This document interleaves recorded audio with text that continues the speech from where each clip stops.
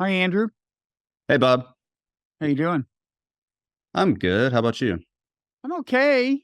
It's been a long, hard week. I see the era of the ponytail has ended. It's ended. I got a haircut. I was doing this event at a bookstore for a former teacher of mine, or with him about his book, and I was kind of getting nervous about it generally, and I thought the less I have to be self-conscious about, the better. I've Yeah. been thinking about getting cut for a long time. Yeah. But you didn't go full shaved head like you were considering, like I did. No, not like you. So, by the way, is your wife still having dreams about you cheating on her? Not to my knowledge, no. Not. I Mm-mm. thought about that and I realized I think I know what's going on. Mm-hmm. Is that she understands what happens when a man becomes a podcast superstar. That's a good No. point. Yeah. Yeah. And when he gets a buzz cut, it's maybe Yeah. combined. Yeah. I No, like I that. mean, I like it better than your last explanation was that she was picking up on subtle indications that I might be no, cheating on her in I waking don't think it's life. that. I just think she really gets the picture. And look, take it from me. I mean, it is a problem. It is, it's like I'll go to I will drive to the convenience store, all I Mm-hmm. want is a carton of milk. I don't want sex. Right. They But hear your voice. you Mm-hmm. gotta explain that to them, It's like, Mm-hmm. "Can I get through the door?" Yeah. No, it Tough. makes sense. It's tough, and, people sometimes ask, why, most of the podcasts, they show you can see people's faces, "Why is this one not like that?" Yes. I'm trying to protect your marriage because it would just be Justin Bieber all over again if your Yes. face got out on YouTube, But even now, when I'm ordering coffee at the coffee shop, I can tell there's a kind of subtle look of recognition on their faces when they hear my voice. Yeah. But, I don't let it go to my head. It's funny. It actually is true that when we started blogging heads, oh my God, 18 years ago, Mm-hmm. this was really a thing because among a certain crowd, it was it was the only split screen video, or for that matter, podcast phenomenon just about in the realm Mm-hmm. of political dialogue. So there were all these bloggers that were followed by a certain crowd, but the only place you could see them or even hear them was blogging heads. And Mm-hmm. so I'd be sometimes I was with David Korn in DC and somebody came in oh, blogging heads, and it actually was a thing. And it's been a tough adjustment. Well, I assume you still get recognized in public. Just the other day, I was seeing, doing the content edit for a podcast, and this guy at the coffee shop was like, I could tell he was looking at my monitor. Um, and then I took my headphones off at one point. He was like, "Oh, I know that guy." So apparently he knew about you. He had seen you on the Brett Weinstein podcast. He said Mm. that he thought you made some good points about COVID and vaccines. Some good points. Some. Who is Don't this take it guy? as an insult. Um, but that's kind of sad when I've got to see. This is how completely I have failed to convert my early market share into global dominance. I've got to go Mm, on Brett Weinstein's pod. Is it Weinstein or Stein? I've got to go on his podcast to yeah. get recognized. How humiliating is that? Well, yeah, he also said he read your Buddhism book, but Oh, that's mhm, better. yeah. Okay. So, no other news from North Carolina? No, that show I mentioned last week is tonight. So I'll be saying Jonathan Richman tonight. It sounds like we have a Jonathan Richman fan among our readers. Yeah, there Someone was left a a comment. comment. So that's Enjoy that. exciting. Enjoy Thank you. that. Okay, so we got an Earthling not quite put to bed. Yeah, let's dive in. It's kind of funny. Normally, when I say, Bob, walk us through your argument, it's just kind of a ploy. It's just a way to get you to tell the audience what you read about. But this time, I actually haven't read the lead item yet. So, genuinely, this time, walk me through your You argument. will before this goes to press. But Mm-hmm. so this started out, I heard on the radio that Israel was demanding the resignation of the UN Secretary General. Mm-hmm. Which raises the question of what he had done. And the answer is he had talked about the conditions under which Palestinians live. And he had, prefaced it, he both prefaced it and followed it with the disclaimer. You know, he's like, nothing can justify the deliberate killing, injuring, and kidnapping of civilians or the launching of, he says, I condemn it unequivocally, what Hamas did. He said that both before and after saying the following. He said, it is important to also recognize the attacks by Hamas did not happen in a vacuum. The Palestinian people have been subjected to 56 years of suffocating occupation. They have seen their land steadily devoured by settlements and plagued by violence, their economy stifled, their people displaced, and their homes demolished. Their hopes for a political solution to their plight have been vanishing. So Israel demanded his resignation, and the UN ambassador Israel's UN ambassador kind of put it in an interesting way. He did some tweets in Hebrew and some in English. One of the English ones accused the Secretary General, Guterres, of, he said in this tweet, he said, Guterres, quote, shows understanding for the campaign of mass murder of children, women, and the elderly. And I thought that was interesting. I mean, it was a slightly odd locution, understanding for. I don't think maybe a native speaker would have put it exactly like that, but you know what he means. He means sympathy for. And I think Guterres would say, no, I was just trying to illuminate our understanding of the conditions that had, something to do with all this. I explicitly disavowed any kind of sympathy for them. And, this is like a hobby horse of mine, right? It's like the same, it's like with Ukraine. You try to explain like why you think Putin invaded. And if it's anything other than he's a very bad man, like if it's, well, maybe he was threatened by NATO expansion or anything like that, people accuse you of being a Putin apologist because you seem to be threatening to lessen his culpability. Mm-hmm. So I got into this, and it's not like a crazy fear on Israel's part, because this is the way human psychology works. Sometimes, I mean, the more you can understand the way conditions may have led to bad behavior, the less harshly judgmental you may be of the behavior. There's this French saying, to know all is to forgive all. Mm-hmm. Now, in this case, forgiving all is not really much of a threat, right? It's like, because the way the psychology works is once you understand the conditions that led somebody to do something, you kind of do the thought experiment like, well, if I had been subject to those conditions, would I have done it? Or if the typical person had been subject to those conditions, would they have done it? And, very few people can imagine themselves or a typical person going around and randomly killing Israelis, So, so it's not like this is going to lead understanding why the conditions of the Palestinians might have led to a violent resistance movement, and might leave even the average Palestinian in Gaza less appalled by the death of innocent Israelis than Israelis and Americans are. That's a real thing to some extent. Again, it won't lead to forgiveness, but you can see why Israel, you always want your enemies to be maximally culpable, right? That's just an instinct. So Israel doesn't want any degree of understanding to infiltrate our assessment of Palestinians. So anyway, I get into the whole this whole kind of issue.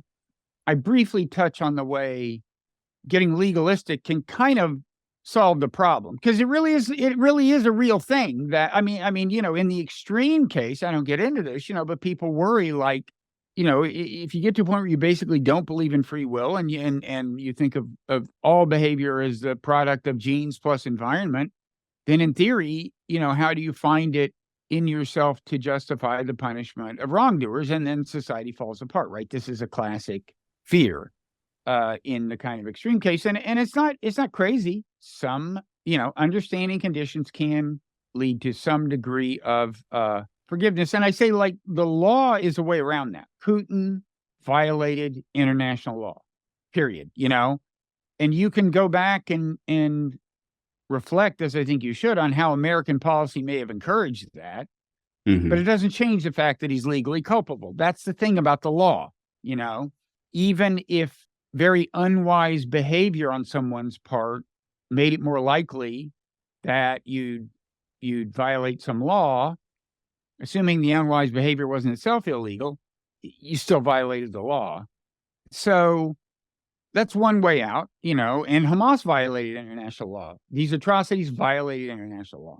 Of course, Israel has violated international law with the settlements and arguably with the response to the attacks. But anyway, that's one thing. And then the final, I talk a little about, just briefly about that. Then the last thing, I just realized I'm prejudicing your reading of this. So you will now be a less valuable reader because you'll already have some comprehension going in. Mm-hmm.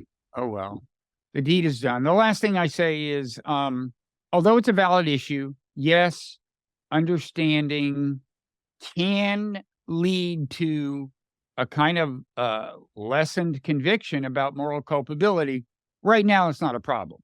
And if anything, we could use a little skepticism or moral judgment. I mean, Israel is about to launch this already. The reprisals, I don't know if you've noticed it in the last couple of days, but the reprisals by Israel, I mean, the ongoing bombing of Gaza, seems to me to be bringing more warning signs about a larger conflagration. Have you noticed that? It seems to me like just in the last 48 hours. Well, yeah, like the U.S. fighter jets attacked facilities in eastern Syria in response to supposedly Iranian-backed groups. I don't really doubt that they're Iranian-backed, but I don't think the Pentagon really knows the level of involvement that Iran has exactly. Certainly, they don't have evidence that they, directed these particular attacks. But these American strikes in Syria were in response to some sort of Iranian-backed group attacking American soldiers in Syria and Iraq. No American soldiers died. But yeah, this is the kind of thing that people were worried about. Clearly, the U.S. is trying to send some sort of signal. This happens every now and then. The question now is whether that signal will be received. Usually someone backs down. I don't know if they're going to respond to these strikes. By one account, in one reputable paper, the targets the U.S. hit were actual Iranian targets, not just Iranian proxies in Syria. And that would be new. There have been dust-ups in Syria. I mean, there's two notable things. Apparently, this was a U.S. Reprisal mainly for things done in Iraq. Yeah. And so, and if they chose to strike Iranian targets in Syria in response to provocations in Iraq, clearly they think, the Pentagon thinks, or Biden thinks, or somebody thinks that Iran is pulling the strings, which could well be the case. But so they think what they need to do, if they're going to avoid a nightmare in Iraq, I guess, is send a signal to Israel directly, like we're holding you accountable. But, another bad sign for them in Iraq is that Muqtada al-Sadr, he's this guy in Iraq, Shia leader, who had once been thought of as almost an Iranian proxy, but then in recent years went Iraqi nationalist and kind of turned his back on Iran. He's now sounding very anti-American notes in recent days as a result of this whole Israel thing. So, and he's not an Iranian puppet. And so, it's a warning sign. There are others. Anyway, the end of the piece is just like, Israel does not seem to have thought this invasion through. That's a common view, including by the Biden administration. And I think they're just going on moral rage, basically. That's driving it. And if you ask, well, why isn't the U.S., if they're doubtful about the wisdom of it, why aren't they trying hard to actually stop it, which they seem not to be? You never know. I think the answer partly is a lot of Americans share the rage. So I'm just saying, if we became 2%, more skeptical of the moral outrage we feel, if there were, that might not be a bad thing right now, because I think it's about to drive us. It could well drive us into a much worse place. So that's kind of the way the piece ends. That sometimes it's a problem if doubts about culpability grow, but in this case, the doubts are never going to get overwhelming anyway. And if they grew by a smidgen, and the kind of fever in support of a ground invasion subsided by just a bit, both in Israel and America, that might not be a bad thing. Yeah. I mean, on that point, I'm kind of wondering, do you think that Biden and maybe Netanyahu also, the American and Israeli governments feel like there's been a kind of loss of narrative control? Or like maybe that's not the right word, but do you think the Biden White House, for example, feels like the country and I don't know if you saw, but the State Department, the people staffing the State Department aren't really on board with how they viewed this conflict? Yeah, at the State Department, it sounds like there was like almost a mutiny or something where a lot of people who worked there were saying, they don't want to be part of this. They don't feel like one-sidedly pro-Israel. And then in the country at large, I don't know if you've seen Biden's latest approval ratings, but it looks like he took an 11% dip among Democrats just because of this Israel-Palestine situation, which is surprising. That would be mind-blowing. And I kind of doubt that it's that big, but I did tweet some days ago, I just looking at a poll that I think reflected the attitudes of younger Democrats as opposed to older Democrats on this issue.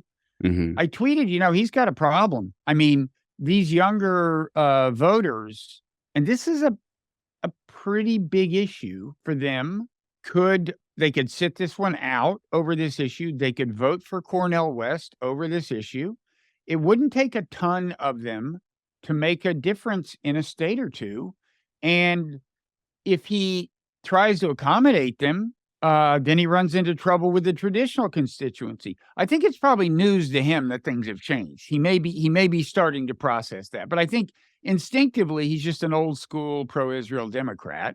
Right. And there's no doubt about what the smart thing to do is politically. And probably on balance, it's still kind of the smart thing. But, here's a question. Like, if he had been fully aware of some of the sensibility among younger Democrats, would he have hugged Bibi when he went over there? I mean, you don't have to hug him. That's kind of unusual, actually. And the Israelis loved it. And I'm sure a number of older Democrats and some younger ones loved it, but I don't know. It sounds like he was on a kind of an empathetic charm offensive in general. I know he met with a lot of family members of victims of the October 7th atrocities and talked to them for a long time. As far as whether he would have done that, I mean, I don't know. I think he probably genuinely feels some sort of connection to Israel. He says he does, but I do wonder, it does sound like they might have been giving pushback behind the scenes about the ground invasion. I wonder if maybe they were reluctant to do that publicly, because then if Israel does it anyway, it kind of seems like, America's not as influential as it could be. But just some things I've heard, like on the Daily podcast, for example, like New York Times, they seem to think that Biden was pushing back behind the scenes, mentioning 9/11 and the mistakes that the U.S. made.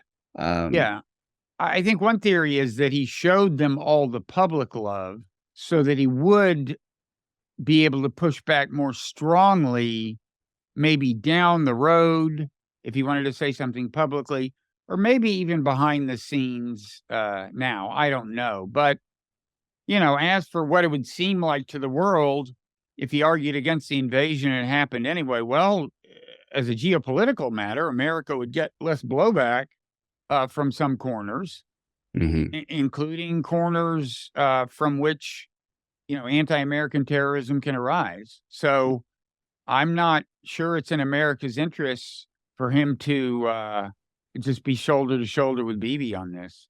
Oh, no, not at all. I mean, one annoying thing about hawkish foreign policy is that it doesn't even seem designed to safeguard American security. Like, why do we have these soldiers scattered throughout the Middle East, just vulnerable to attack right now? It seems like the logic is that, we need to have them there in case they're attacked so that we have a military presence that can respond to the attack, Right. And there's also just been kind of little discussion of Palestinian Americans in Gaza. So I'm not talking about the hostages taken from Israel, but actual Palestinian Americans, some of whom are aid workers. I think there's a lot of them in Gaza. If they haven't died already, there's a chance that they're going to at some point. They're having trouble getting out. We're not really hearing about that. So American interests don't really seem to be, even part of the calculus, as far as I could tell. We're risking a war with Iran for what? Like to defend Israel? How does it advance American interests? Yeah, it is to defend it. This kind of thing has such strong domestic political logic from Biden's point of view, and I think on balance, even given the shift of opinion among younger American Jews, among many of them at least, and other young Americans, I think still probably on balance, the political logic favors supporting Israel to some pretty clear extent. But yeah, I mean, with Israel, I mean, honestly, the domestic politics are so strong that there's rarely some kind of honest discussion about the geopolitical logic. Yeah. And that's true of a lot of, true of a lot of things, a lot of foreign policy issues. I mean, I think this is one of the reasons that the Democratic Party bigwigs wanted Biden in charge, because maybe they can feel that the center of gravity is changing in the Democratic Party. They were probably more worried at the time about Bernie Sanders, more general kind of left-wing policy positions. But I think this still goes along with it. He's kind of holding down the fort, because without him there, if there was some sort of very progressive Democrat, I can imagine the Republican Party becoming like a Christian Zionist party right now. Because I don't know if you've been seeing these interviews Lee Fong did with these Republicans who are like referencing the Bible, explaining why they want to do everything they can for Israel. Whereas in the Democratic Party, it really does seem like there's been a sea change in opinion at the grassroots level, one that's been kind of surprising to me. Yeah, among younger ones, I mean, I don't know, my daughters are of that age. Mm-hmm. And they've both been to these demonstrations calling for a ceasefire. And one of my daughters said, I said, like, how many of your friends are Jewish? And she said, oh, half, maybe a little more. And I said, like, how are they viewing this? And she said, oh, they're there. I mean, they're with us. They're at the demonstrations. Yeah. Some of them, she said, are significantly more vehement than she is. Now, look, they're from a specific cultural milieu. They live in Brooklyn. Yeah. They're not randomly selected Americans who have been out of college a few years, but I sense that it's a real thing, and it's a very interesting development. So, where are we paywall wise? How long have we been taping? I'm not sure, maybe like 20 minutes or something. 25 minutes, I think. Yeah. So is our policy to officially decide when the paywall descends? We don't have to. I could record something that we can put in as an outro, or we could just say now that we're going to start discussing the other items. Yeah, I want to. If we have time, I want to get back to this whole subject. There's something I want to say about it only behind the paywall. It's not like controversial or anything. It's just about a personal connection to something. So I'll get back to that behind the paywall. But then what? Okay.